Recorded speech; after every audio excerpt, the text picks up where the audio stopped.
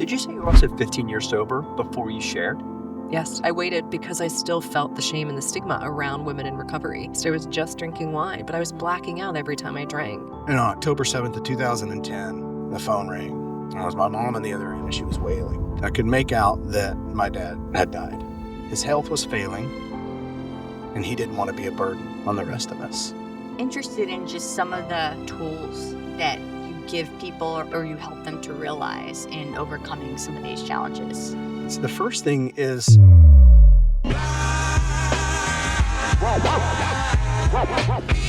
welcome to Ace Rodney Talks for the Superstars. Tonight. On today's episode, we have two amazing guests, Greg Shindler and Hilary Phelps. It brings together two voices who are redefining what it means to live and lead with intention. Greg calls himself the longevity CEO, helping others build lives and businesses that last. Hilary is the creator of the Right Room platform, a space for thoughtful, vulnerable, and powerful conversation. Together, we'll unpack their journeys and explore how healing, discipline, and vision shape the way we show up in both business and in life. Hi, I'm Britt Arnolds, and I am president of Tegler Construction and Supply. And I'm Mick Arnold, president of Arnold Packaging and Arnold Automation. Welcome to the Love and Business Podcast. Today, we have a very special episode. We have two great guests on here, Greg Shindler and Hilary Phelps. Thank you so much for joining us. Thank you for having us. Yes, we're excited to get into this. And one thing that really resonated with us and is exciting is your dynamic. You live, work, and play together, as Mick and I do. And that's hard to find. So when we met you guys, what was it, a couple of months ago, Hilary, you and I were on a panel for the Nancy Grasmick Leadership Institute. We were speaking to a really powerful room of business women. I was listening to you, and your story just resonated so much, but it was your authenticity that just really came through. And right afterwards, we're like, we have to talk to her more and get to know her. And then at the same time, Greg, we met you, and Mick and I looked at each other like, that's so uncommon to find a couple that's doing in different spaces similar to what you and I are doing and working and living and doing life together. So those are what we want to get into today, your story, but also just your dynamic and how it all works for you guys. So I'll pass the mic to you. Yeah, I think bios, we are so fortunate to have you here and thank you. We're looking forward to sharing your story with our audience. And as we start up season 3 and we're excited to get into some more guests and we're constantly working on the podcast and this is just an evolution for us. So thank you. Why don't you give us some bio? We'd love for you to tell our audience what you're up to, how you got here, and then we'll build out on it from there like we always do. You go first. I am Hilary. I am a mom to a sweet little 7-year-old boy. We were just talking earlier, he's a Gemini, and so he's curious and unpredictable and very smart. And the only thing I ever wanted to do was be a mom. And, in my life, I didn't really know what I wanted. I'm a crier. We talked about this on the panel, too. I will probably cry. There's been many tears on this podcast. At least one. Mostly Mick. That's my job. Oh, yes. I love that. Oh, yeah. I'm a sympathetic crier, so be careful. Gosh, I am too. Yeah. And, secondly, I am a woman in long-term recovery. So I'm 17 years sober, coming up on 18 years in June. And that was a huge transition point in my life in 2007. And then again in 2022, when I started sharing my story really openly as a woman in long-term recovery, I feel like there is a lot of shame and stigma around recovery, specifically women in recovery. And I wanted to decrease that because I think, without talking about it, we can't decrease the shame and the stigma. And without decreasing shame and stigma, we can't change policy or get help for women that are struggling. And so I started speaking really openly about that and my process and experience. And that same year, I also launched the Right Room, which is a platform to help women in transition. And that transition can be anything from getting sober, going through a divorce, leaving a toxic relationship, changing jobs. As women, we constantly, I think, shed these layers of old beliefs or habits or who we are, and we become these new people and women. And so I wanted to help women navigate those transitions and challenges. And we do that, through a variety of ways on the platform. And um, yeah, that's, I think, a little bit about me and doing life with this incredible human who truly makes me better every day and sees me for who I am. And he's the only person that well, not the only person I've met, but the only person that I've been in a relationship with that shines the light on me, right? And he really elevates me and puts me in the front and shines the spotlight on instead of trying to stand in front of. And so everything I've done, he's like, great, how can I help you? Or what can we do to help you achieve that goal or that dream? Not only through action, but also through belief. And he's this really strong presence in my life of love and belief and joy and partnership. And I'm grateful to be here with him today. Wow. That's really hard to find. Yeah, now I'm going to cry. Yeah, me too. And that's just the beginning. I mean, I can go on. Oh, we Hard- will. Hard to find and hard to follow. Over to you. Holy hell. Yeah, That's a tough seat. hence the silence and the slow start here. No, it's hard to follow that up, but everything she said, I guess I'll start first with us. And the relationship is just that. It's everything she said, where just two people come together to try to lift each other up, support each other. And we joke, had I found her 10 years ago, or maybe even 5 years ago, I would have screwed it up. I would have messed. That's what That's what I say. Yeah, you Right? do. I wasn't ready for, I guess maybe, an adult relationship, or at least one that has this level of love and maturity and vulnerability. Mhm. And as I think the thing that's most critical is that we're super vulnerable with each other. There's that safety, and there's that honesty, and that knowing and that truth that if we open up and we become vulnerable and say some of those things that you absolutely don't want anyone else in the world to ever hear come out of your mouth, that it's okay and it's safe. Mhm. And that's what she taught me. And it allows me to show up, I think, for you in the way that you just described, is because I feel so empowered. And for me, it was, and if we dig into a little bit of my story, you'll see safety for me was everything. And I didn't even really realize that until I got a lot older. And to tie that into the bio, I grew up in Texas. I grew up south of Houston, Texas, in a blue collar neighborhood, in what I would probably call America poor, right? I mean, I didn't go without. I was an only child. My mom made sure that I had, new clothes for the school year and you know what I mean? I didn't go without. But what I didn't see is she was working 2 and 3 jobs behind the scenes. And my dad, was a challenge. He struggled with alcoholism and was, really unpredictable. And, I wound up losing him when I was 12. And so that first part of that upbringing, when you're in a house like that has uncertainty and unpredictability, you start to see now why, as an older, where safety becomes important, right? And you don't know that in the beginning of the journey, right? You're trying to figure all this stuff out.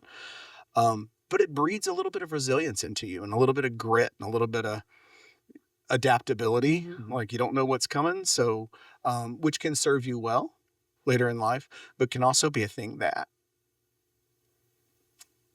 can distract you and you maybe run away a little bit before you give the magic a chance to happen in certain situations. Hence, like I said, had I met her before some of this work and realization, I would have probably screwed this up.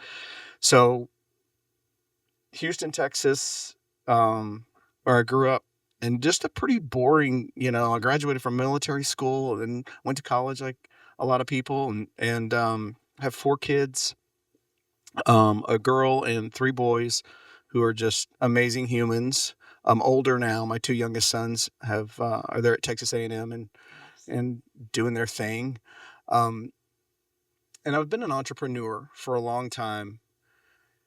And the longevity CEO piece that you had talked about really came through within the last iteration of, I got involved in longevity medicine with a stem cell clinic that we created and built down in San Jose, Costa Rica.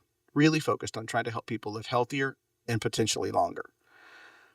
And that's where that whole moniker, I did a lot of speaking and trying to educate people on what was going on. And there's a lot of breakthroughs that happened in the last 12 to 15 years that made a lot of this possible.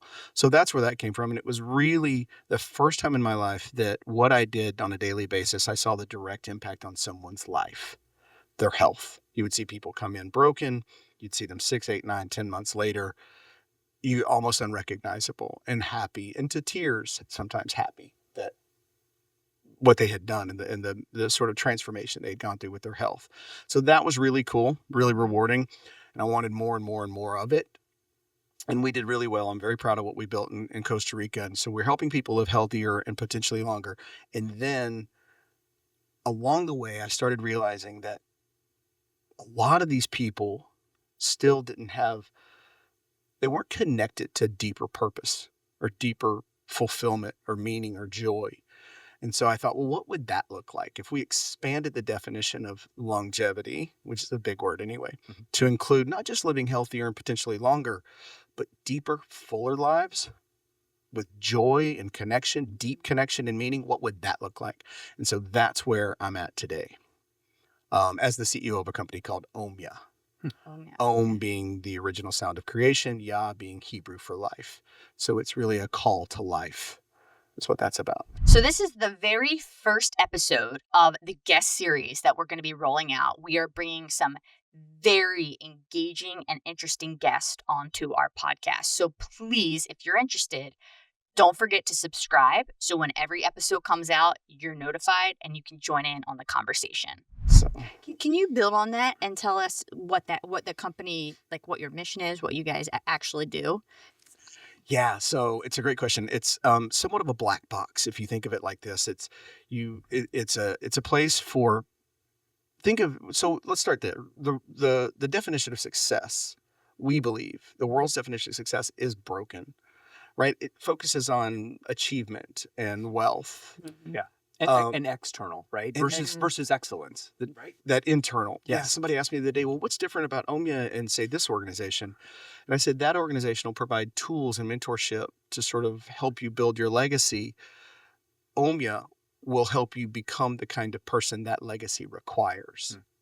So there's a transformation, and it's deep inner work and transformation that has to happen to where you start getting connected to something beyond, because a lot of the people that we serve have already been successful by a lot of standards, by society standards.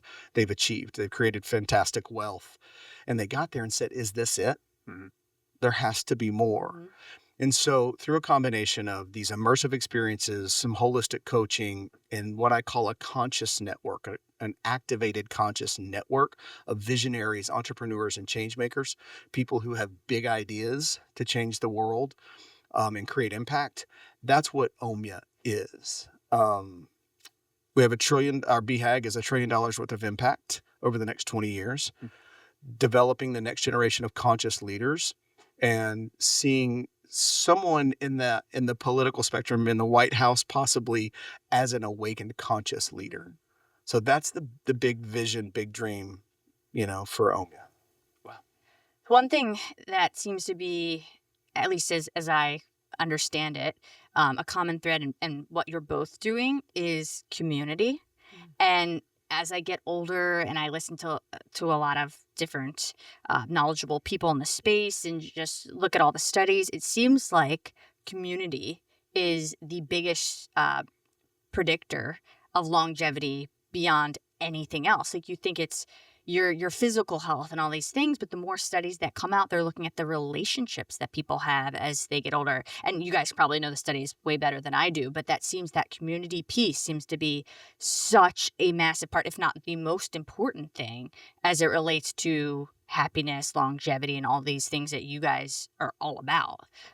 So that's just something that, like, community, a servant to the community is what I think you both are and do. I love that. I mean, yeah, there's a loneliness epidemic, right? That's happening, especially after the pandemic, of people being isolated and mental health and being, people have that faux connection through our phones. We're like, oh, I know what's happening, or I'm following them on social media, or I see that person, right? But there's not that real human to human connection. And that's definitely something that we both work on and in to create that impact, right? And we look at, you know,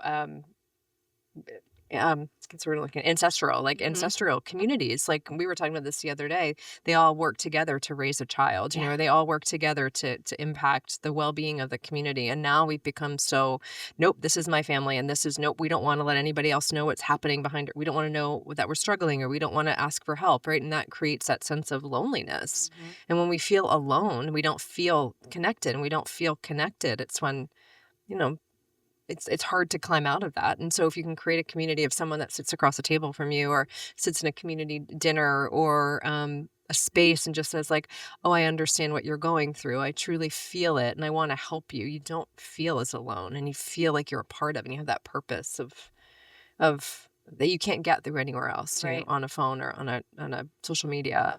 It's 100%. Community, I think, is everything, right? Whether in business or in personal struggles or transition, anything in life. And to your point, Brett, Dan Buettner and his the whole Blue Zones, really showed that the community was a big part of living longer, right? In terms of longevity. But it's true in anything. It's really difficult to do anything alone, right? We don't build our businesses alone. Um, we don't, raise our children alone. Even still with an extent, there's just that sense of community, and it's an overused word. It can be saturated to say, we're building a community. Right. I don't want to be a part of another community, but it is really important, and it's critical, I believe, to what you just described in terms of helping people achieve whatever it is they're trying to achieve at that point in their life and get through that next transition or that next phase through life, so that they don't feel so alone, whether it's business or personal. I think when we talk about human needs like food, air, and water, right? But I think there's also that human need to feel loved, seen, and heard, right? And that's where you can get in a community. Because sometimes, I mean, there's a lot of conversation around that. Families, we feel this connection to family, or we have to make it work in the family. And not always. Some people don't have that luxury or that benefit. But if you can find other people or communities that will, where you do feel loved, seen, and heard, then I think that becomes a really important human need as well. Yeah. I would love to know, Hilary, what inspired you to create the Right Room? That's a great, that's a great question. And I'll try to give a short-ish answer. Nope, don't. Don't. Yeah, No. nope. we have all the time. And so what I realized was, and I think I shared this when we were on the panel together. In 2022, I'd gone through. I left a marriage, became a single mom. I moved. I started a business because I hadn't been working and staying home with my child, and so I didn't know what to do. Right, so I launched a business, and then my dad died. Right, and so in 2022, 4 of the top 5 challenges that people go through in their life happened in the span of 10 months, and it felt, and I had community, and I had great support, and I had friends, and I had loved ones, and I had, and it still felt incredibly isolating and lonely because unless, we learn this in recovery.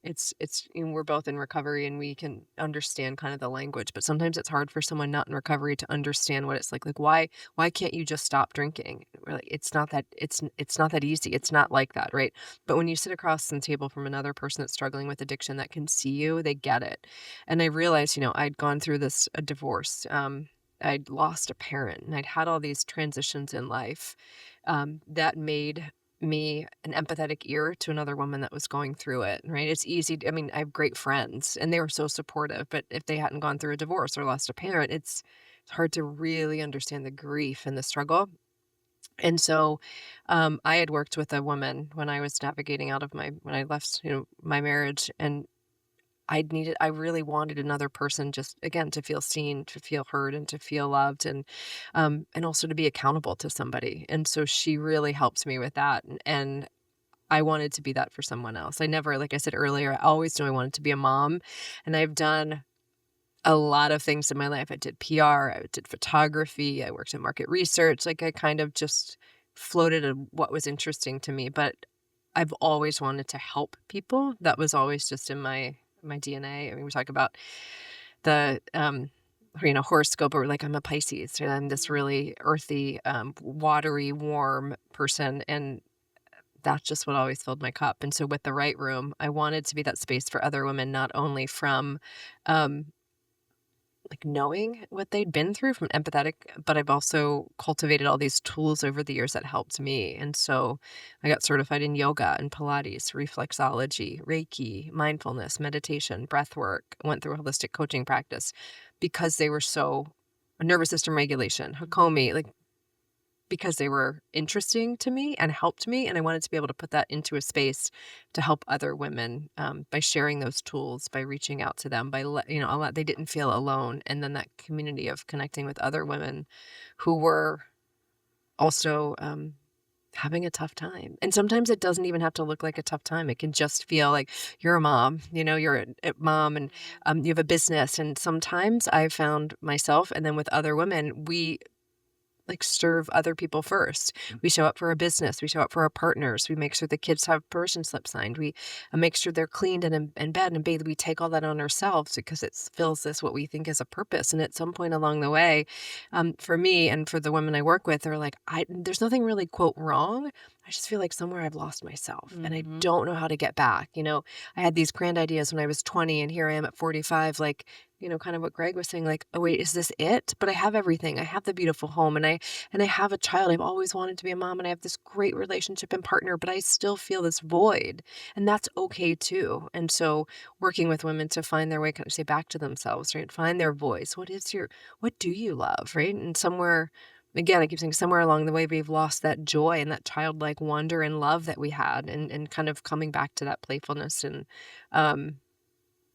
yeah, and that just sense of self was something that was really important to me, and I wanted to share that with others through the right room. Yeah, that definitely resonates with me. Yeah, sure. I think you said something earlier as part of the bio, and you just touched on it again. So I want to bring it up. You were talking about the addiction piece and finally coming to grips with that. And you mentioned the stigma or the difference between females and males. Why do you think that is, or what is it about that has society judging males different than females in the same situation? That's a great question. Go. Let's go. No, this is a big thing. I think, again, this goes back to women. I think women are told to be a certain way. Like, if you don't have children, you're selfish. If you have children and you work, you're selfish. If you want to eat ice cream, then, oh my gosh, how dare you, right? It's that Barbie monologue. If you saw the Barbie movie, like women are told to stay in this box. Don't go outside of it. Don't think too much. Don't talk. If you talk about money, you're gauche. If you work out too much, then you're too thin. If you're not thin enough, then, oh my gosh, what's wrong with her? She doesn't care about herself. I think there's so many hoops that women have to go through in society and culture to be seen as acceptable. And I think women carry the brunt of a lot of shame and stigma and cultural disease and expectations. Yes. And for women in recovery and women in sobriety, there's this, I mean, you look at men and you're like, oh, well, how many, you had, 10 beers last night and not you, because, and you had men in general. Oh, and that you talk to that hot woman at the bar. Good for you. Right. But a woman does it. Oh, you got sloppy and you went home with that guy. What's your sloppy, trashy? Yeah. Yeah. The exact opposite. Yes. Yeah. And we even, yes. Double standard. It's a double standard for women, and women have been had to carry that for so long. And I think women are seen as, oh, you're weak if you admit you need help. It's shameful if you say you had an addiction, which is a brain disease. It's not. I didn't choose to become an alcoholic when I was born. I mean, nobody would, I don't think, would choose to struggle like that, right? And so, I think there's just a double standard when it comes to women. And so when I started speaking out about my addiction, I had 15 years sober. 15 years of one day at a time choosing not to drink or drug to change the way I felt. And it took a lot of time. It took a lot of work. I put in the days, I put in the hours, and it was hard. And also at 15 years was when I wanted to drink for the first time when my dad passed. At the end of that year in 2022, I was like, forget it. Forget it. Like, I don't know how to get through this. Mm-hmm. And I step back and I'm like, you know what? 15 years is a really long time. And what if there's a woman out there that has 1 year that's struggling and she says, you know what? Forget this. I want to drink. What if I can be a voice for women to say, it's okay to struggle and it's okay to ask for help. And it's okay to wake up one morning and say, well, I don't want to do this anymore, and that's okay because just keep going. Um, Drinking isn't going to change the way I feel. It's not going to bring my dad back. It's not going to make things look better. But if I can hold on for this day and not drink and tell another woman that it's okay to feel exactly how she feels and not go down that shame spiral of not being enough and not feeling like you deserve, to be sober, deserve to have that happiness. And yeah, I kind of lost my train of thought. I'm sorry. I No, got super wrapped no, up you're in this, okay on the but train. I feel like there was a double standard and I didn't feel like it was fair. I mean, even the stats are out there, 2.5 men to every 1 woman seeks treatment because women can't often go away for treatment because they feel like I can't leave my children, or I have the responsibility, or my husband's not going to be able to make dinner for 30 days if I'm gone. And so women struggle more in that way. Mhm. And I don't think there are enough resources for women to meet them where they are. And they do it And so in silence and in Mhm. isolation, They do, right? When they right. start to struggle, because they don't want anybody to know. Yeah. And then that perpetuates the shame cycle. And Right. we're told, like, the mommy wine culture, like, Yeah. you Yes. deserve this. You go home, right? And there are 4 women that can have, 2 glasses of wine, and that fourth woman may go home and drink 2 more bottles Yeah. because she can't stop, right? But in her friend group, it seems okay, and she doesn't want to, say that this isn't healthy for me. And so, Did you say you were also 15 years sober before you shared? yes, I waited because I still felt the shame and the stigma around women in recovery. In 2007, there was nobody really talking about recovery, especially women. It was Carrie Fisher who wrote, I'm blanking on the name of her book, and Carolyn Knapp, Drinking a Love Story. And I read those books and I was like, yes, I feel so seen right now. And Meg Ryan and A Man Loves a Woman. And that wasn't me. I didn't have kids. I wasn't drinking vodka. I was, I was just drinking wine, but I was blacking out every time I drank. I didn't know anybody who got sober. I didn't know anybody, close to it. No one in my family was struggling with addiction. Nobody in my family went to 12 steps. Nobody in my family went to treatment. And so I didn't even know where to go. I just woke up one morning and I was sick and tired of being sick and tired. And I didn't want to feel that way anymore. Yeah. Right? And so for me, at 15 years, I had this moment of meditation had become a really big part of my life during the pandemic when I couldn't go to my community. I couldn't see the people in 12 steps. I couldn't be surrounded by the support I needed. And so I dove deep into meditation because I knew I didn't want to drink, but I needed to find other tools to help me feel okay and grounded. And so meditation was huge. And one moment in meditation, I'm like, what if you could help one woman? If you share your story at 15 years, it's a lot of days behind that. Yeah. And so it wasn't just a week or a year that I had of sober time. It was 15 years. And so if I could share my story of hope and recovery, and one woman heard it and said, oh my gosh, I drink wine too. If she can do it, maybe I can do it. Because one woman getting sober is the ripple effect of her family, community, job, everything. The ripple effect of her healing and recovering is so powerful. 15 years to a lot of people that are going to listen and are struggling with something, whether it's alcohol or something else, seems probably impossible right now. So I would, and you touched on 12-step and meditation, but how did you actually, how did you get 15 years sober? What did you actually do to get there? Because you kept it in silence, but it does seem like you were creating a community in 12-step and those other things. So I think that the actual steps would be interesting to hear. And how big was your community at that moment? Was it a few women or a lot of women? How did you even find a community? When I first got sober, when I first got sober, I went to treatment. I went to outpatient rehab, and so that was really helpful because I needed the accountability. And it goes back to that coaching, right? Which is why I coach, because I needed someone to say, okay, what did you do today? What did you do to support your recovery? What are the tools that you've used today? And for me, I did. Well, you got to remember too, when you go into treatment, you're still lying to everyone Right. and Right. yourself, Right. like Right. into people checking you into treatment, Right. right? You're not showing up as the best version of you when you Sure. get there, yeah. Yeah. And so everything is still this image. I need you to see that this is how Yeah, don't look behind the curtain. You can't see what's going on Yeah. here, right? Yeah. So I was just thinking about the story you tell where you Which one, the perfect or the crying? no, when they were checking, well, when's the last time you did Oh, this? Or yeah. this? So I checked in, right? They do the treatment. They're like, oh, once I'm like, oh, it's in a couple days. And I had actually done cocaine on my last night out. And I'd called them and they were like, can you stay sober this weekend? I was like, no. there's not a chance, right? And so like I went to the bar and I was like, I'm going to treatment on Monday, everybody. Like I'm gonna check into rehab, and like I was telling all these people. And when I did the check-in that day, they're like, have you done this? And I'm like, no. And they're like, when's the last time you did coke? And I'm like, oh, I don't know. It's been forever. And they're like, we'd like a urine sample. And I'm like, what? I was like, Time to start telling the truth. and I was like, oh my gosh, they're going to kick me You out. want to Like, tell us now? You want to tell us tomorrow? right, exactly. And so I was so scared, but it was like that look. I wanted to be perfect. I still wanted, I still have, I know I'm in treatment, but I have everything together. I'm good. I'm not the same It's as just- everybody in I'm here. not- exactly, Right. exactly. Right, I'm not like them. Yeah. Right? And so, Britt, to the heart of your question Yeah. of, what do you go through in the beginning is you got to get honest. Right. Yeah. Right? Because you're still you're used to lying or manipulating or telling shades of Sure. gray of the truth, At right? least lying through So the heavy omission. first thing you have to Exactly. Heavy yeah, omission. heavy omission, exactly. But you wind up becoming, really good at it, right? Just trying to hide. I mean, you're not. You think you are, but Right. so the very first thing you need to do, and it starts with day one, is get super honest, right?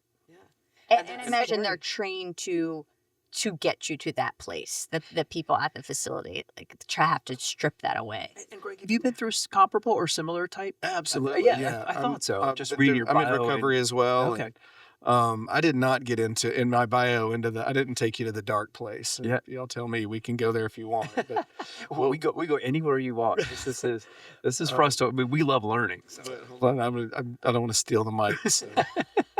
15 years. Yeah, I think that the She's- best thing to do is it's like the whole moniker, one day at a time, like one day at a time. Because someone told me, the only person I did know in recovery was a woman that lived in LA, and we drank and smoked pot together in high school. And she put on her Facebook page, I don't drink and I don't smoke. And I kind of called her out and I was like, you're lying. Like I did with you. And she's like, no, I got sober 5 years ago. I'm like, why? And she's like, hey, if you think you have a problem, see if you can go the weekend. I said 30 days first. I'm like, you're going to be 30 days. She's like, okay, go the weekend. See if you can go the whole weekend without taking a drink. I'm like, what do you do? Like, I didn't understand. I literally had no idea of what you do without drinking Yeah. or sleeping or everything being revolves hungover. around Yes. Yeah. And so, I did. No, I'm like, this is stupid. Like, but for me, yeah, I had to admit that they say like you're powerless over alcohol. My life was totally unmanageable. If I looked at it, and I'd say things like, well, if you had my life, you would drink too. Like, and let's be real, my life was pretty great. Like it wasn't, I had a supportive family. I had a job. I lived in an apartment in DC. I had my life was fine. I mean, it was good. Right. And so, the first thing I had to do was really get really honest and vulnerable. And like you said, and then, kind of confess these things, because that's where the shame lives, right? If we keep those things inside of us, and I'm like, oh my gosh, I feel so bad. I used to drink in private, like nobody knew. And in recovery and in rehab, they were like, doesn't everybody That's a here big do deal. that? Yeah. Right. And I was like, oh, okay. Right. That's amazing. And then I had to slowly, over the years, picked up these different tools. Like I talked about the meditation, the community. So the first year of recovery, I had one woman, Claire, that I did everything with. We did everything together. We went on vacations. We went to Thanksgiving together. We did everything. And so she was almost like an accountability partner, and I think for each of us. And that was exactly what I needed, because I left to my own devices, I was going to drink again. Like, because my best thinking got me there, right? To drinking and making questionable decisions. And so it was truly that, one day at a time. And they say like it takes you 5 years to find your marbles, 10 years to gather them, and 15 years to know what to do with them. And for me, I found that was really true. And trusting that process of it's getting better, and it's going to continue to get better. Because now I look back and it's almost 18 years later, and I'm like, I can't believe it, because I can still close my eyes and feel the feelings that I had of fear and anxiety. And I mean, I was scared to walk in any room, but I was also lonely in every room I walked into. And that's something I think, I don't know if other people experience it, but I know addicts do. You can be in a room full of people looking happy, and you still feel completely place. alone and like a fraud. And it's different than just imposter syndrome. I think it's important too, is that realizing that asking for help or admitting Mm. that you need help is the strong choice. Mhm. right? People think, oh, I'm going to appear weak, or it's, just to say, oh, this is a problem and I need help. The problem is staying in the bad place, Mhm. right? That's not a strong Right. choice. It's an easy choice. Life isn't easy, but and what the hard choices and the strong choices to say, you know what, I need help. And to piggyback on that too, like everyone asks, because I, as women and myself, like struggle with this idea of perfectionism. Like if I don't do it right, it's not worth doing. If I don't do it perfectly, it's not. And someone asked, like, well, do you like perfect people? And I'm like, no, I like them messy, like people that Yeah. ask for help. Like, and we also learn as a society, like you ask me for help, I feel really good because I get to give you the help in return, and you feel good because you receive help. And so there's this beautiful relationship that happens when we ask for help also. Yeah. So how has your learnings now shaped you as parents? Mm. Hmm. Do you, yeah. Yeah, no, the hesitation is there's a lot to unpack in that question, because we come from two different perspectives. I'll try to share. So I mentioned earlier I have 4 children. Um, so through recovery, through just life, you start to learn more about yourself. Mhm. And looking back, if I had had the level of awareness about myself then that I have now, I feel like I would have been a better parent. Does that make sense? Sure. Mhm. But we don't get do-overs, and we do the best we can, and our parents did the best they could. And, with the knowledge that you have and the tools that you have at the time, you do the best that you can. Um, Parenting today is a lot more intentional. It feels like, right? Like when I was raising kids, when they were little, there was a few books out, the Spock, I think, and there was question, if they cry in the crib, do you let them cry? Do you go pick them up? Which parent are you? That was about it, Mhm. right? Yeah. And the basic food pyramid. Today it is Right. like, and seriously, if they cried in a restaurant, you're like, stop it, stop, don't do that, Yeah. right? And so you're telling them how to feel. And what we didn't realize then was we're also telling them that what they're feeling is not okay. Stop that, Mhm. right? And what we see now as an more intentional parenting is their children trying to ask for what they need.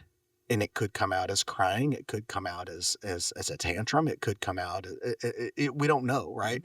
They're just learning to try to ask for what they need, and that to me is the really interesting part of observing how Hilary parents and thinking back on how it was when I was raising 4 children as well, and the growth and the knowledge. And again, and it's not right or wrong or good or bad. It just is. Mhm. You say, well, when I was a kid, we did it this way. That doesn't make it right. It Mhm. also doesn't make it wrong. Right.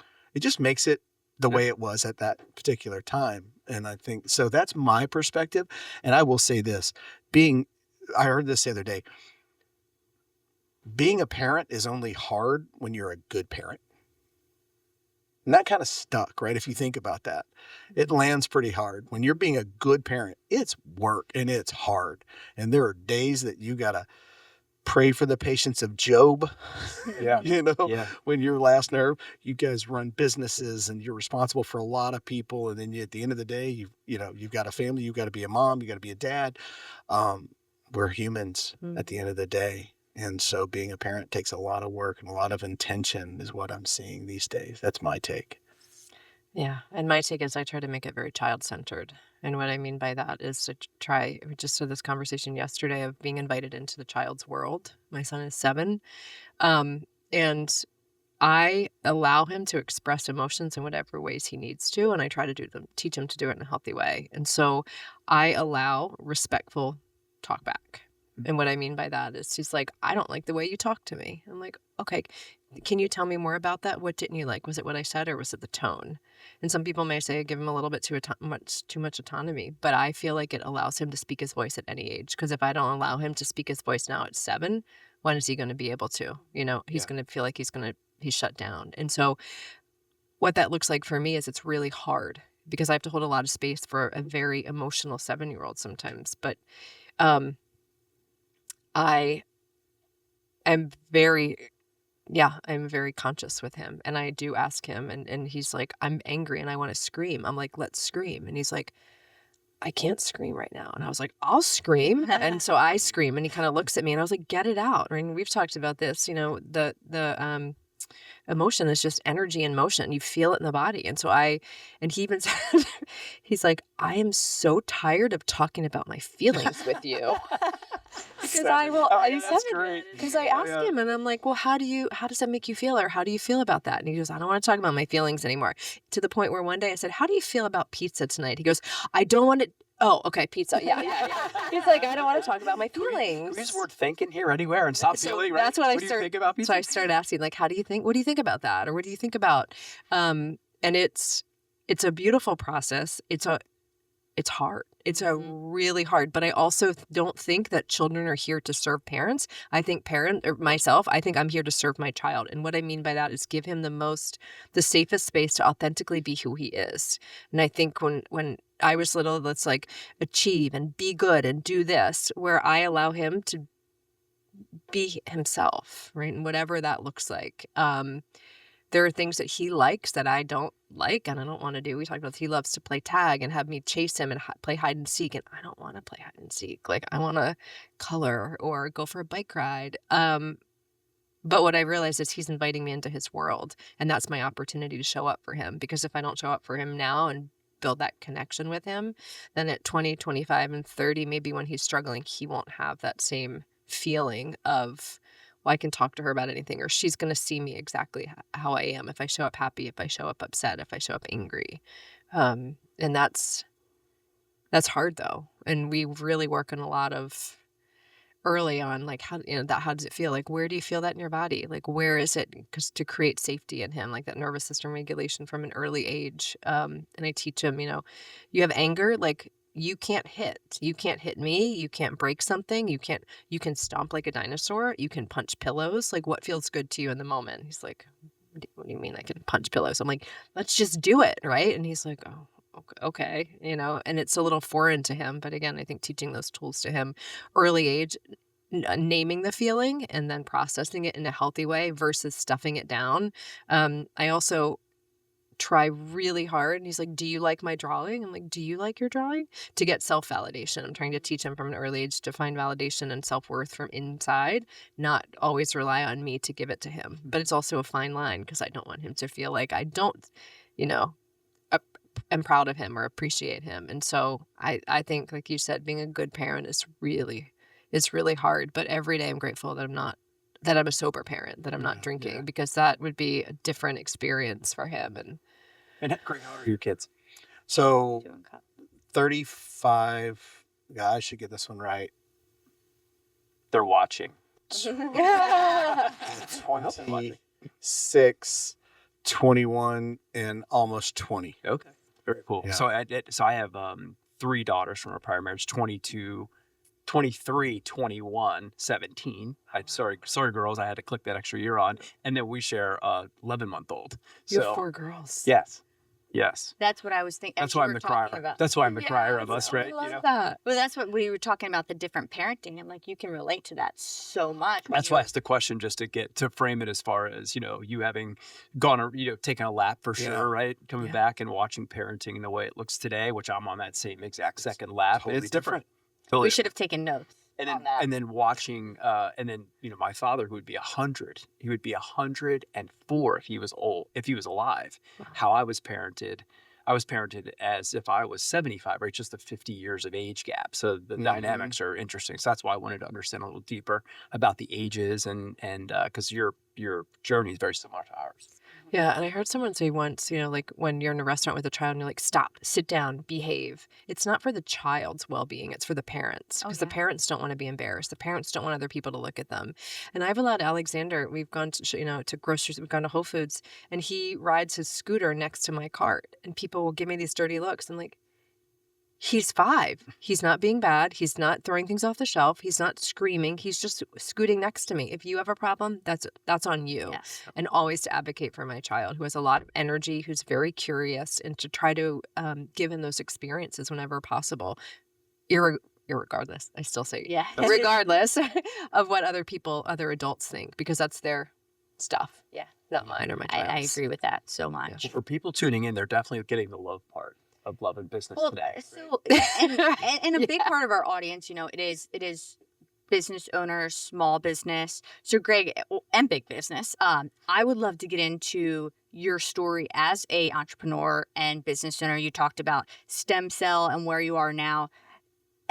And I asked you like how you were inspired to start what you are now, but like I would love to know your business story. Yeah, and the science too, because in doing the research, I saw stem cell, and I was like, okay, doctor, scientist. I was looking for the scientists. I'd like to know, just to delve in how that came about and getting into the science part, even though it doesn't look like you're not a doctor by trade, but heavy into the science. Yeah. So, I had a business partner, another Greg, and we had a medical distributorship, and we had some reps in, I don't know, let's call it 35 states. Strike that. 35 reps in 16 or 17 states. I had that backwards. Mm-hmm. And we were doing okay. We were selling things to doctors and going in. And so the idea was, well, we'll try to grow the business. Do we add more people, or can we add more products to our portfolio and try to increase revenue that way? And I didn't want more people. I was the one having to deal with everybody on a day-to-day basis. So I thought, well, let me try to find some more products in the portfolio. So I went to a regenerative medicine conference that I got invited to, and they might as well have been speaking Russian. I didn't understand much of what was being said. But as an entrepreneur, I went and I started digging into it, and I was looking at the CAGR, and you were looking at 18 to 22% CAGR over the next 5 years, depending on which report you believed. Mm-hmm. Didn't matter, because double-digit CAGR, give me a small piece of that, Yep. Growth, and I liked it. So I dug in, and I told the guy that was speaking at the conference, I said, hey, you don't know me, my name is Greg. Full transparency, 90% of what you were saying today, I didn't understand, but I understood enough to know that there's something here, and I would like to try to learn more. And he gave me his card, and he said, this is a great lesson for any entrepreneur out there. He gave me his card and he said, call me, I'll be happy to help you. And I said, do you mean that? Because I am that guy. You ask me, you tell me, I can call you. Don't duck me for the next 3 months. I will call you. He goes, no, I do. I love teaching people. I love helping guys learn this stuff. And I said, great. And guys, I wore that guy out. It was Doug Spiel. I wore him out for like the next 6 or 7 months. And he would be bouncing a kid on his knee on a Zoom call. And I'd say, okay, now help me understand this part. And he could tell between our calls, I was studying. I was trying to learn. So you mentioned the science part. Mm-hmm. So I finally got comfortable, got products, put them in the portfolio, and thought, here we go. We're going to go out and launch this. And it was a failure, catastrophic failure. We didn't understand at the time. I thought, well, doctors understood this. They went to medical school. Surely they get this. They didn't understand this particular piece of trying to help their patients and put it in their toolbox. So we said, okay, well, we'll teach it to them. So I had to get good at it in order to be able to go in and explain it to them. Said, okay. And then I miscalculated that they didn't go to business school. They went to med school. So, and they get out and they open a business. That's right. They're craftsmen, right? They're craftsmen. Not they don't businessmen. understand customer service and marketing and other things like this. And then, growth and stuff. They're doing what they do best. Mm-hmm. So that didn't work great. So then we said, okay, well, we'll market for you and we'll drive patients to you. And we did. And I was spending got some expensive lessons, as we do as business owners.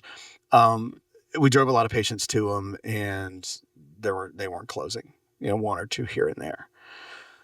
So I finally, it was at a dinner one evening with a doctor, and I could tell that this was not going to go well. It wasn't going anywhere. I was super frustrated. I said, excuse me. I went to the restroom. I called my business partner, and I said, why are we killing ourselves trying to make these guys a bunch of money? He goes, what are you thinking? I said, we've seen the enemy. Let's go compete.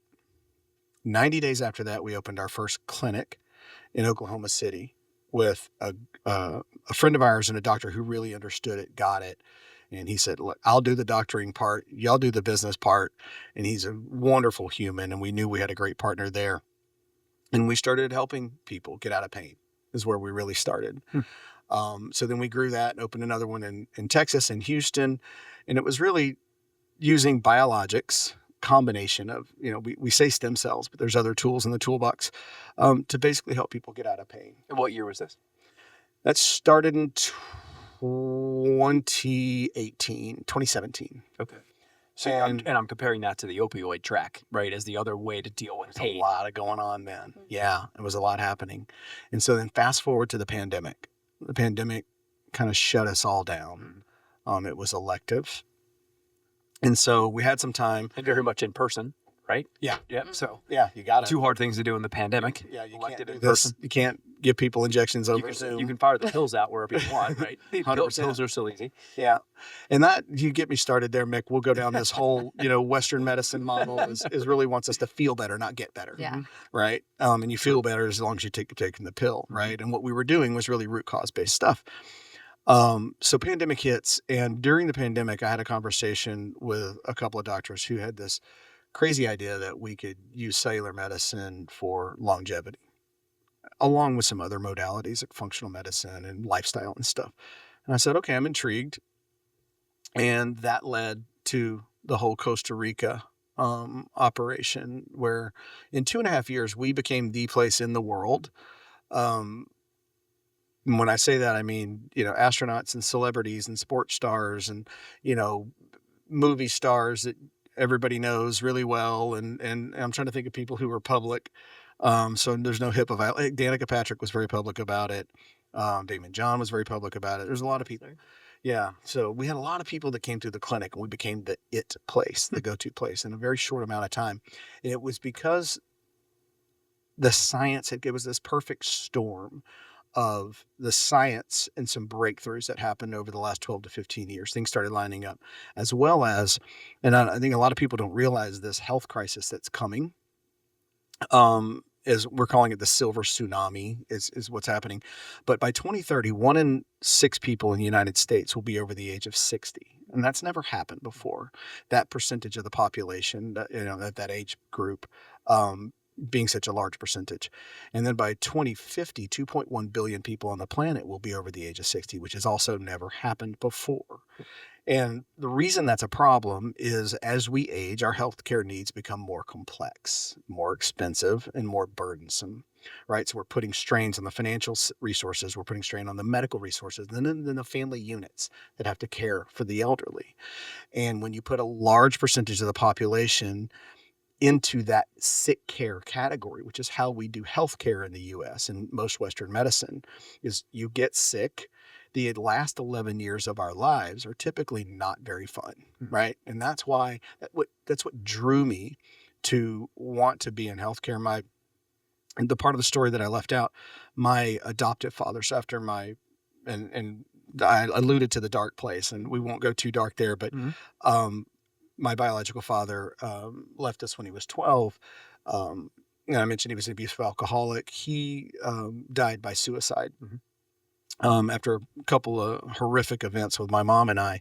And she remarried, and he was a saint, right? Not an alcoholic, was a phenomenal human, was a competitive athlete in college, was a baseball player, was a great businessman. And Dad 2.0 is like, this was a second chance for me. It was super powerful, and he became my best friend, my mentor.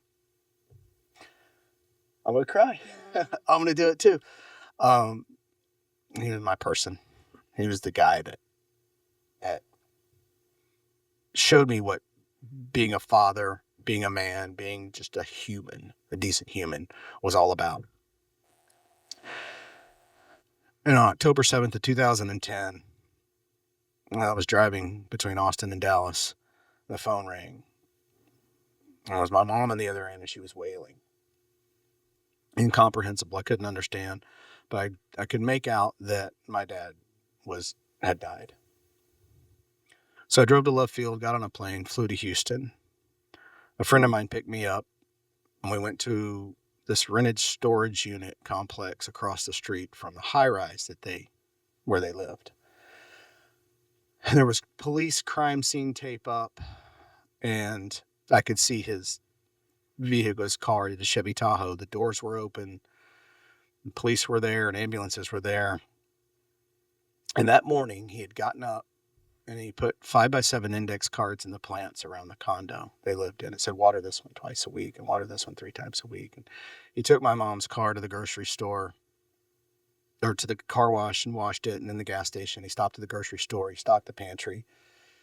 He gave her a kiss, said goodbye as he was on his way to work.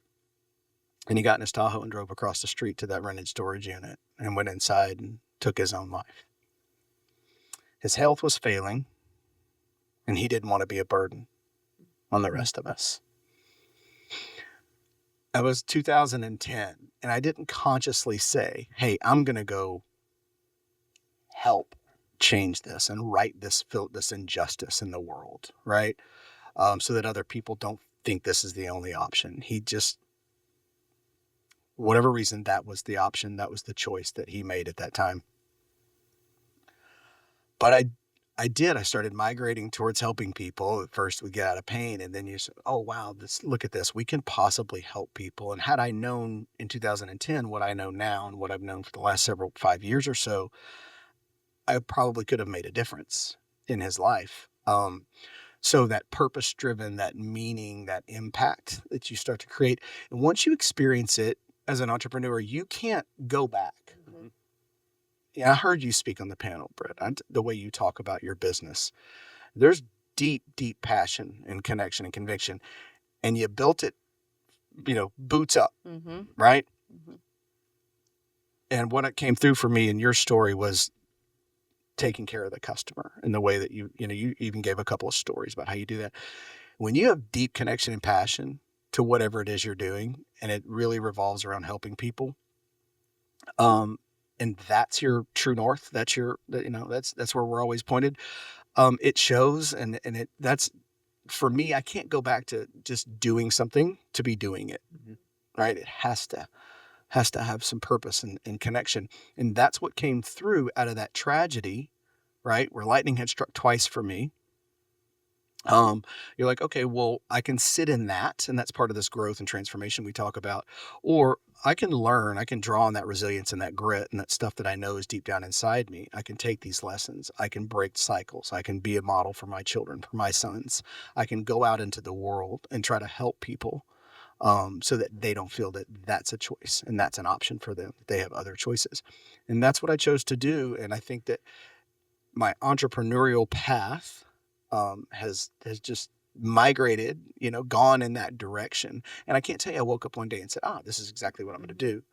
But I just listened to that voice and what felt right and where it pulled me and where it called me. And here I am. Yeah. So in your business, do you work with mostly males? It's funny you say that.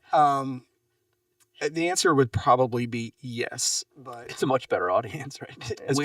The way males treat themselves and our life expectancy today, right? If that's what a great audience for what you're trying to do, males. for sure. But we're getting into this whole idea of masculine and feminine, right? When we're in the masculine, we're doing, we're in go mode. We're in the feminine, we're receiving, we're creating, we're just being, right? We're surrendered. And we're really conscious about the balance between male and female and what we're doing in not just in business, but in life, right? And to be a conscious leader, I'm learning, right? I cannot, this is fairly new to me, right? In full transparency. I've read the books and I've attended some, but being a conscious leader takes incredible work. It's like being a conscious parent or being a conscious human. Mm-hmm. It's not a weekend course, a certificate, check the box. It's a daily commitment to practice and lifestyle until till the day we die. So to the heart of your question is yes, but we recently had some more females, successful business owners and stuff really interested in this too, because feeling disconnected or isolated or alone or unseen or unheard isn't, it's not just men, right? Women feel this same way too.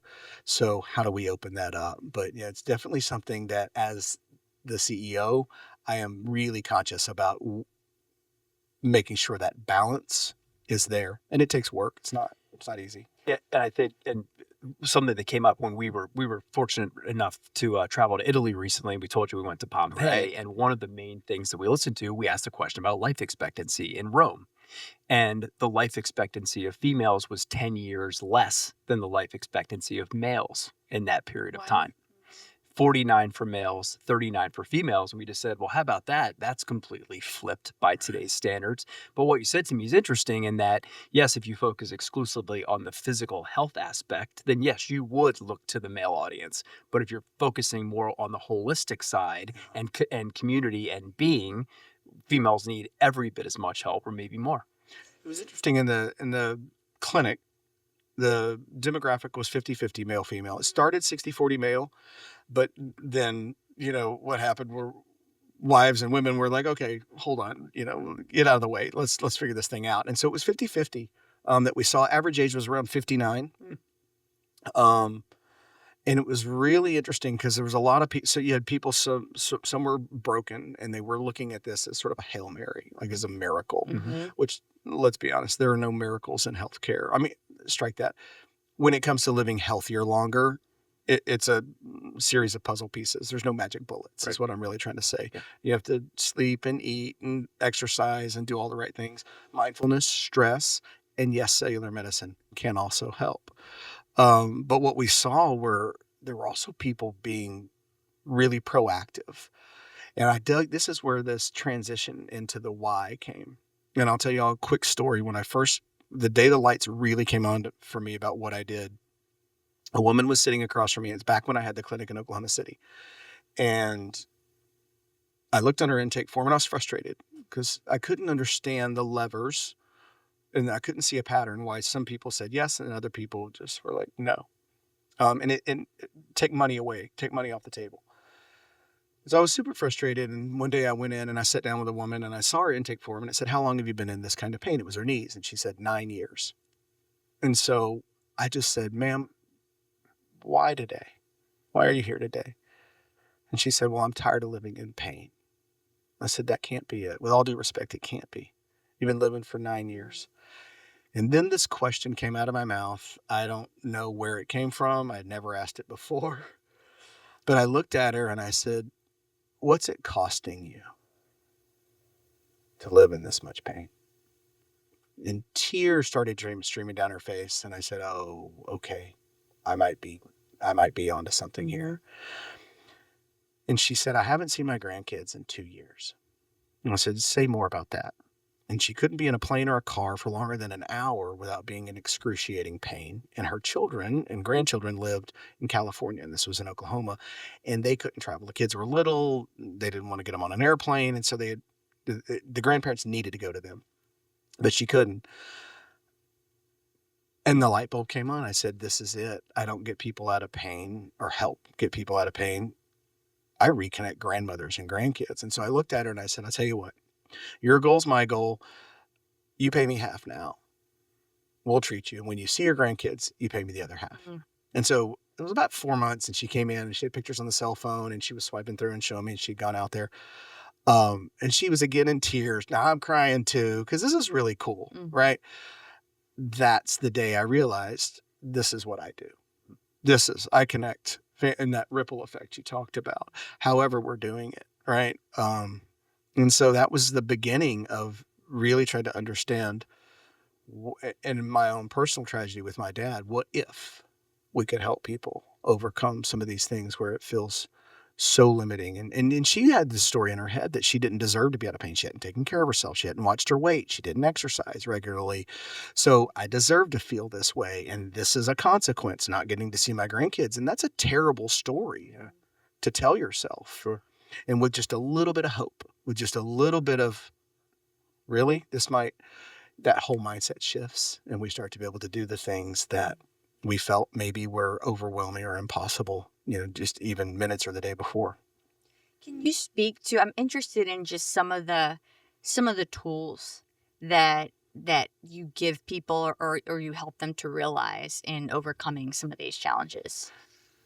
Oh gosh. And I know that's a very broad question. Yeah. So I would say, and I'm going to speak from my own experience. The first thing is really getting okay with the idea that you are probably your biggest problem, right? You are probably the number one reason or obstacle in getting what you want. And it's okay. It's not bad. And it's not wrong. I need to ask you a question about this and this is very selfish because I struggle with it definitely as I was becoming a mom, and it's like the identity piece of it. And the best thing I've ever heard is like, let parenthood change you. Just let it freely change you. But it was so scary to me. I'm like, I'm that hard driven businesswoman, and I've never identified with being a mother, and am I losing my edge? And like, I really struggled bad. And so like, how do you allow yourself to see yourself differently and let your identity change? I mean, like, I am much more well-rounded and a better human as a mother, but I really resisted that change. And I don't even know why. Like, I was holding on to things that didn't serve me at all. But that piece, like, how do you allow that shift to happen?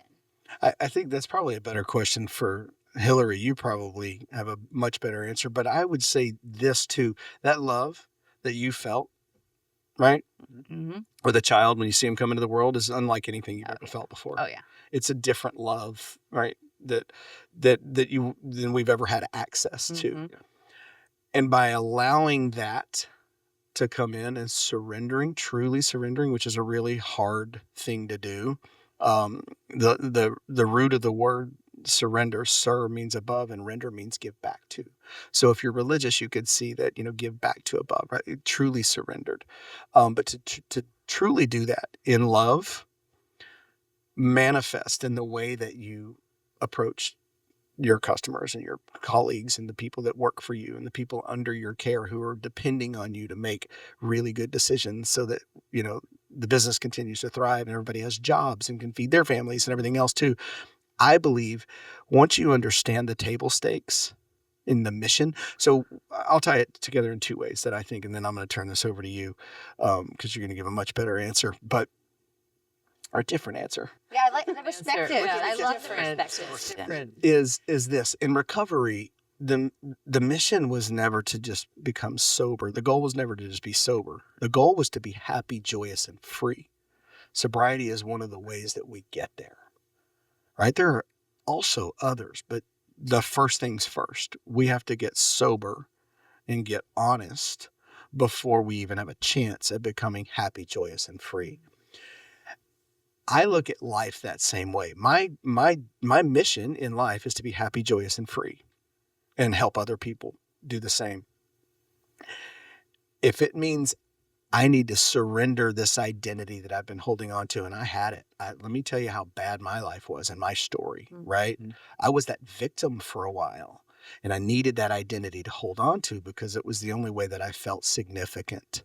And we as people and humans, parents or otherwise, need to feel significant really badly. So helping people realize and see that that's just a container over here that the mother, and there's a container as Britt, the businesswoman, and then there's a container as Britt, the wife, and all of those containers don't have to operate independently of each other, right? And as we start to get more and more aware that this one can help and inform this one, we start to allow them to come together in a way, if that makes some degree of sense.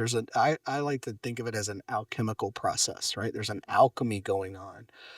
And I will say one last thing. I know I said that a second ago. As a boy, you only see your mother as a mom, right? True. You didn't see her as a woman with needs. Mm-hmm.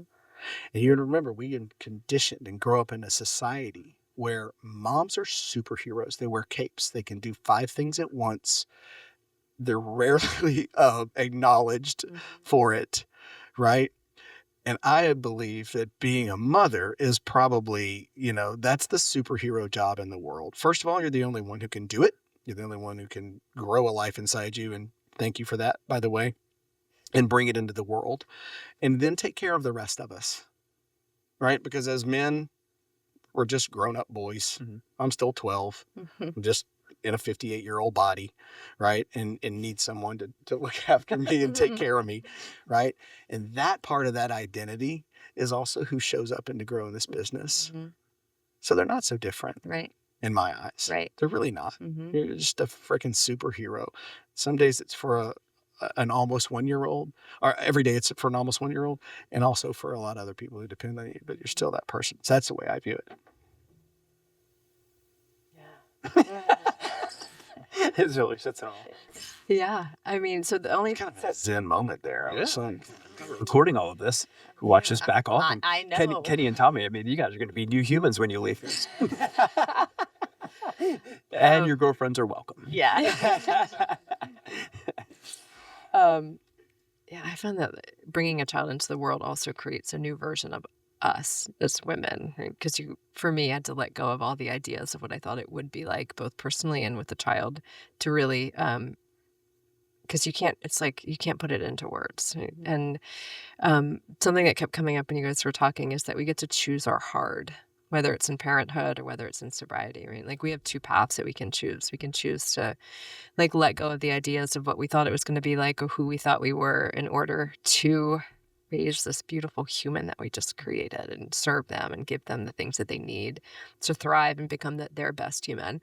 Or we can hang on and almost like, well, I'm not giving up this identity, or I'm not going to give up this drink, or I'm not going to give up that thing because this is who I am. And I'm so, right. And I also comes back to the mind too. Like that's our brain trying to tell us that we stay in this role or we stay in this space or this is who we are and the stories. Right. And so when you were saying that, I was like, well, whose story is that? Or whose voice is that that's Right. telling you? Right. And you're like, I don't know where it's coming from. And so that's where kind of I go. It's like, well, where did that start? Was that a little girl that, for me, I'll use because I don't know your the little girl that felt like achievement meant love. That I was only lovable if I was achieving. Like, well, is that true? Like, as I'm an older, like, how old am I? At my age now, I'm like, is that true now? Right. And that's a lot of work. And that's a lot of, the small steps of saying like, it's okay to be who I am right now in this moment and still get love and still be seen. And, no, from what I remember your story too, you were a soccer player, yeah? mm, And you're a competitive athlete Yeah. and played at a high level. mhm.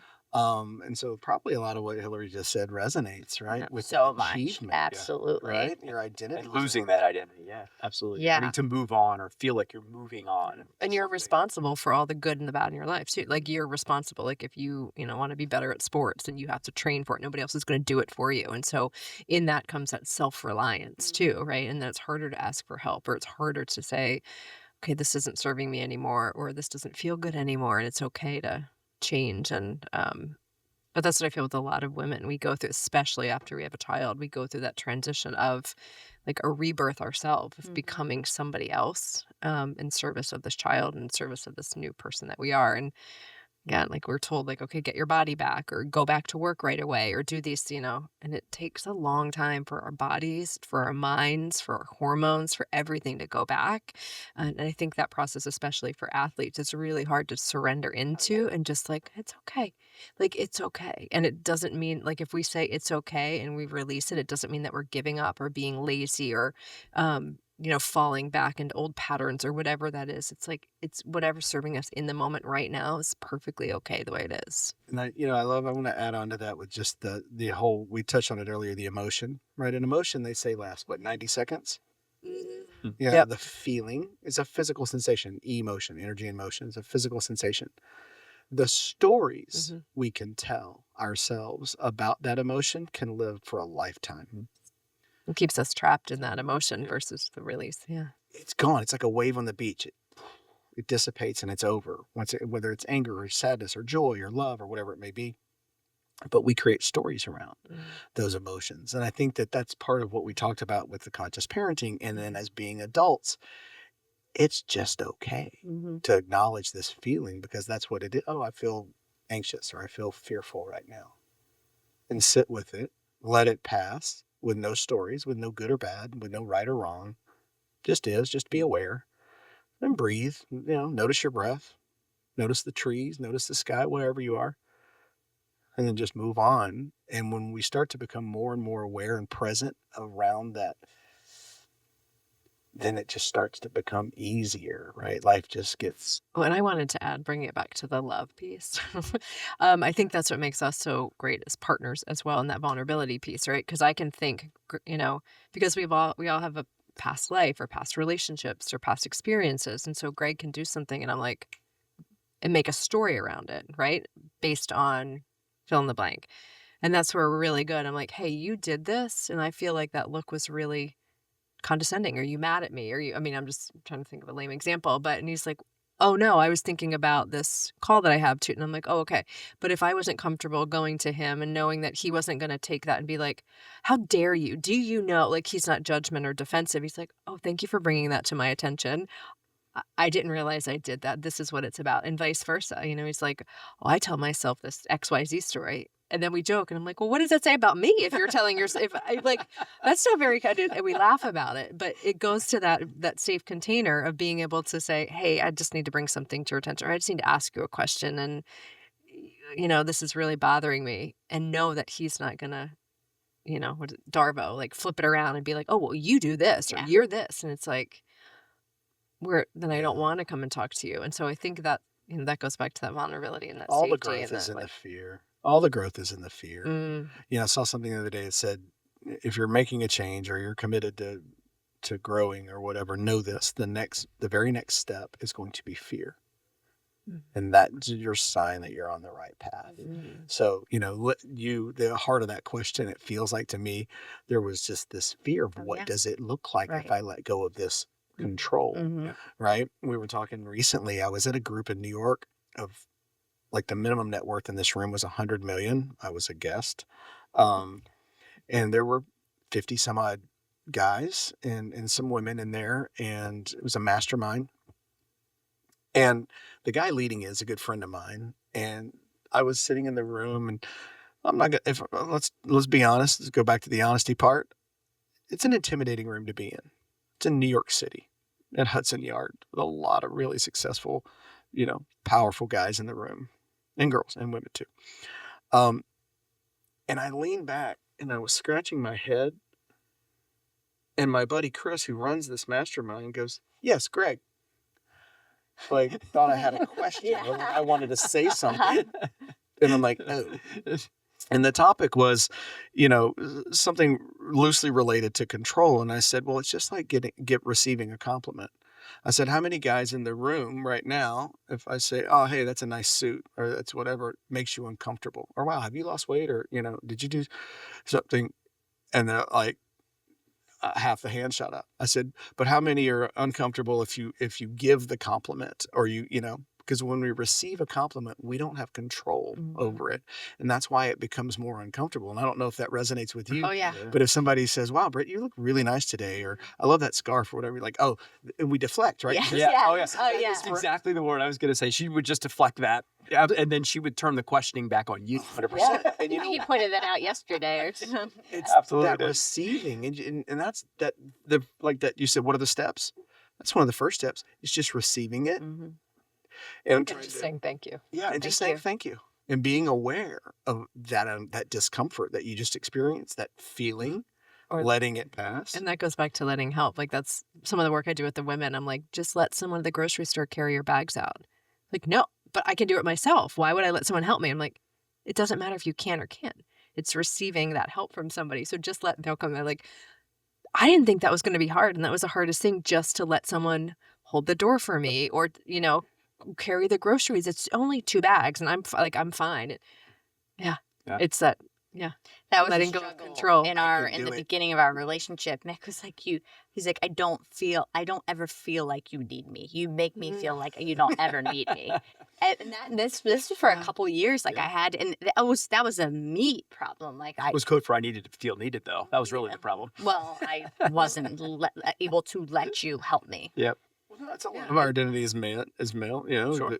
Want to take care, right? Yeah. That's a bidirectional. Millions thing of for years sure. of demonstration. Yeah. Oh, I and just- as women, we just want to do it ourselves too. Like, because you're great about opening the doors and like carrying the bags in. I'm like, no, I got it. Because for so long, I am just I do it myself. Yeah. I'm self-reliant. I figure it out. I, just do it. And I'm like, okay.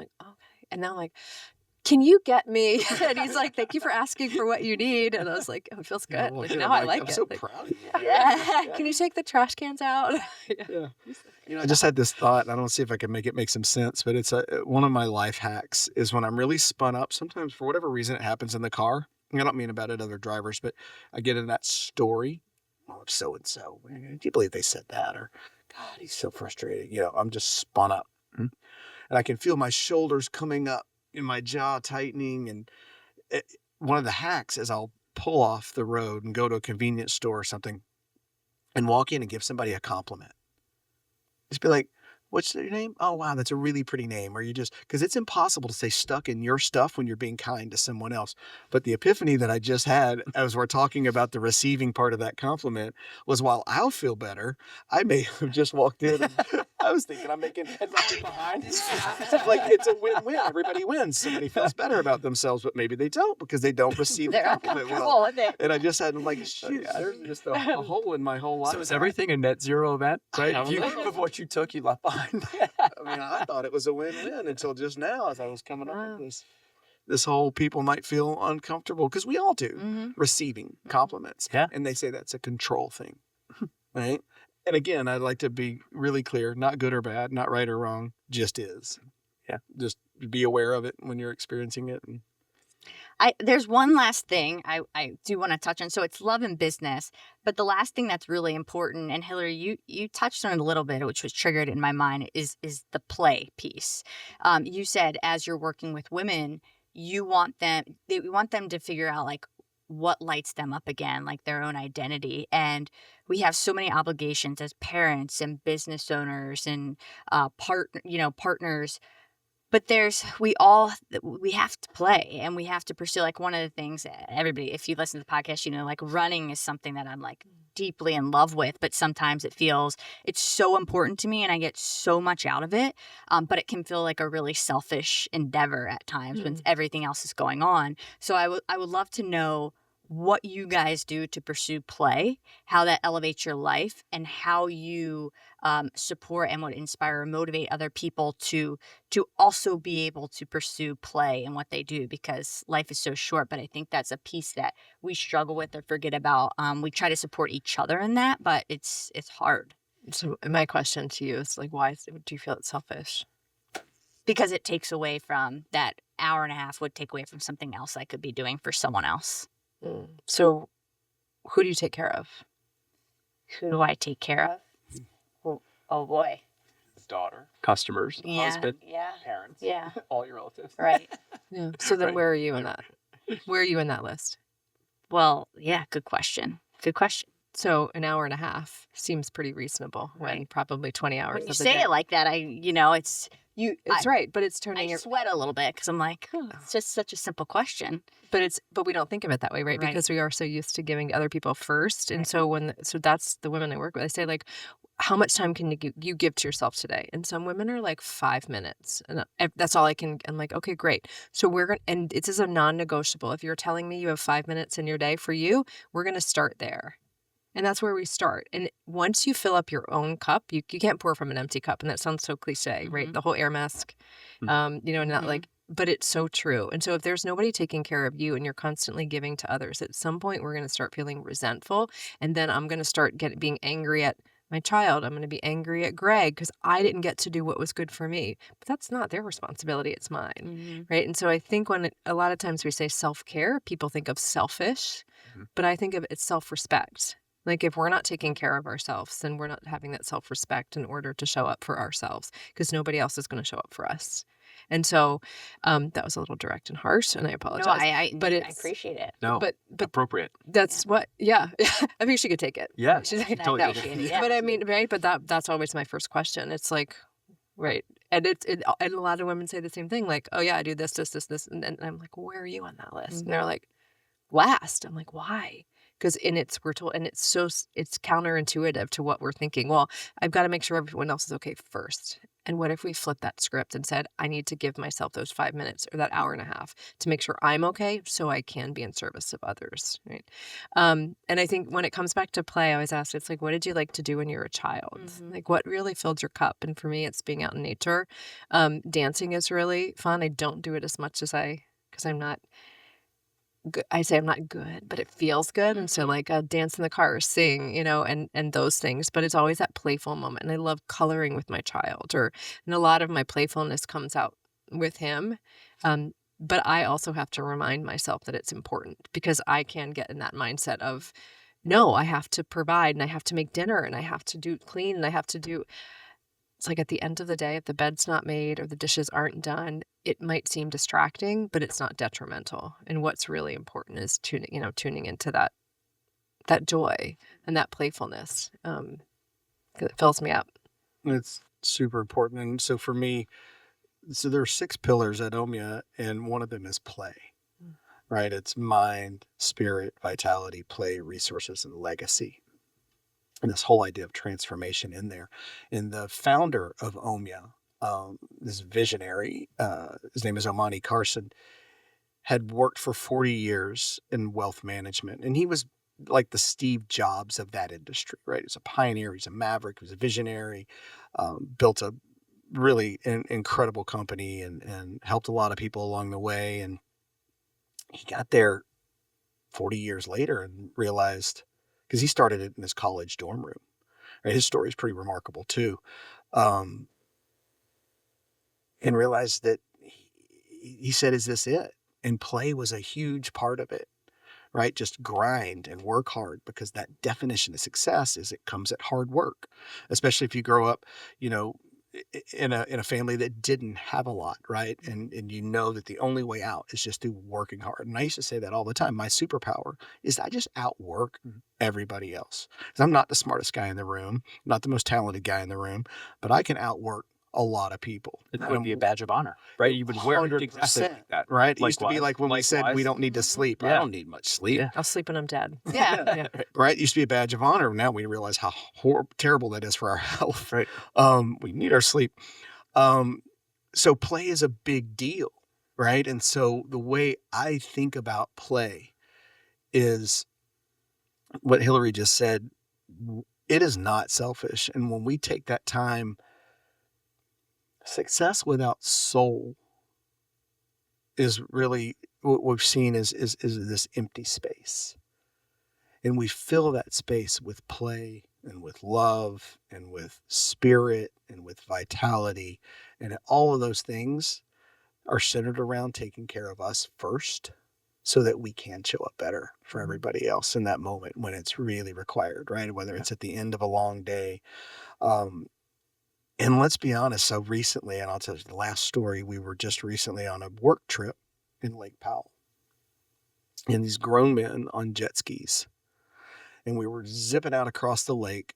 And I was looking over at one of my colleagues, and the smile on his face, I'll never forget it, was just pure joy.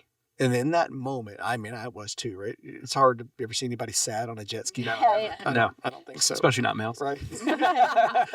But here we are just zipping across here. And I'm like, and we were working. But part of our work we recognize is that play component, right? And one of the other guys who was with us is on the team member. He's out of South Africa.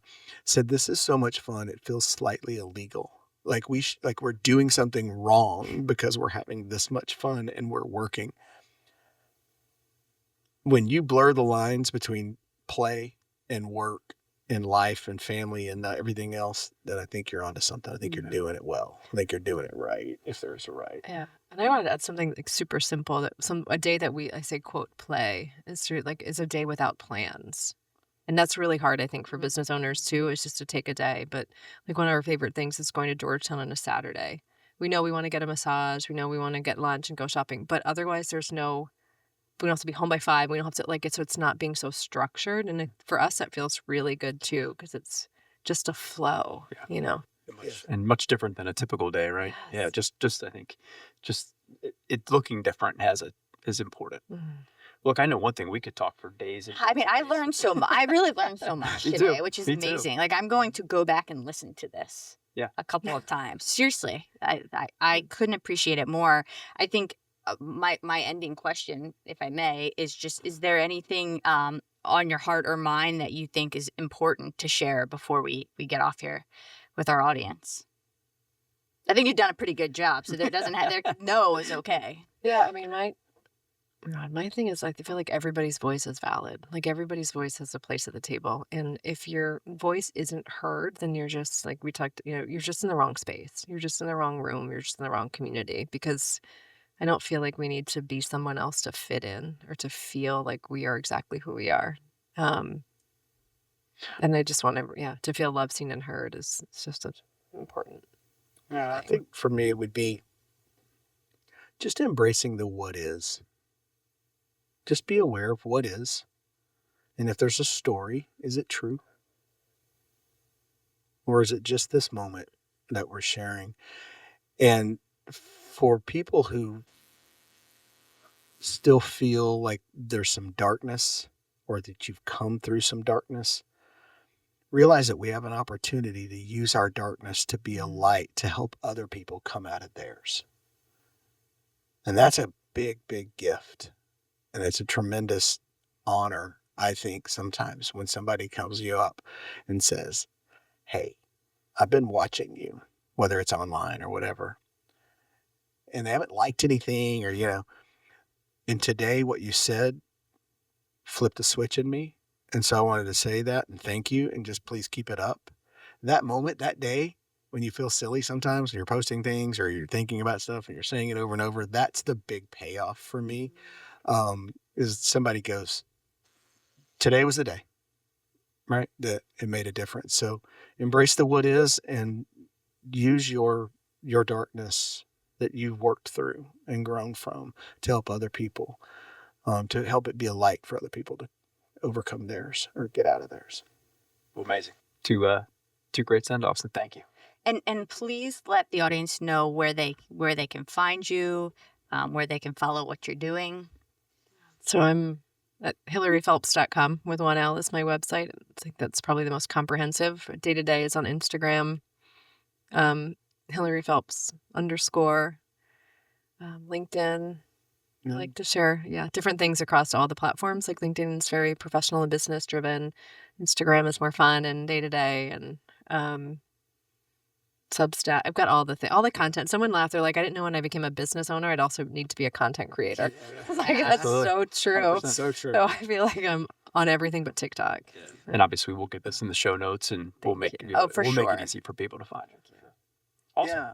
Yeah. Greg Shindler on Instagram, and then omya.life, omya.life, is where you can find out a little bit more about Omya, but also gregshindler.com, which will lead to wherever I'm. All the things. Yeah, all the things.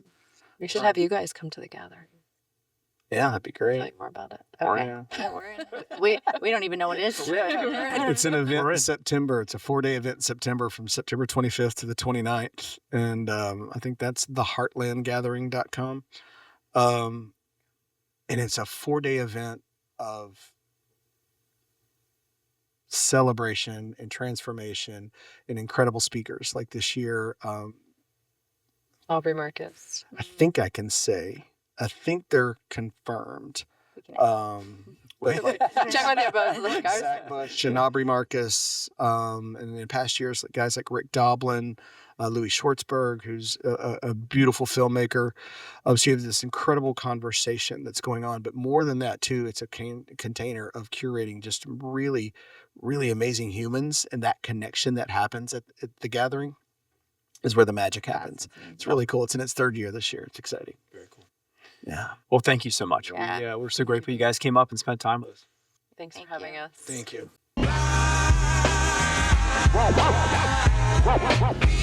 Welcome to Ace Rodney Talks for the Superstars. Tonight, guest, the incredible